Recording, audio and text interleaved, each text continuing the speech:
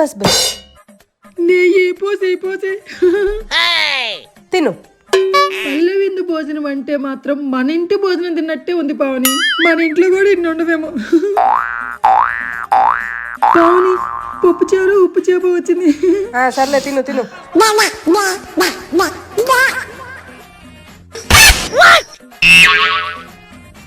సుబ్బు సుబ్బు పప్పు చారు ఉప్పు చేప. హ్యాడ్ బాగా వచ్చాడు చూడు.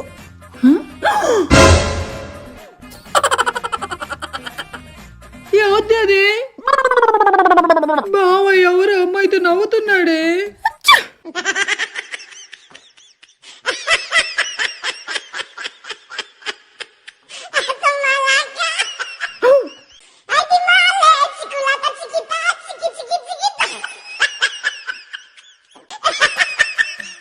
ఇంక లాభం లేదు దీని అమ్మ, దీని సంగతి నేను చెప్తా.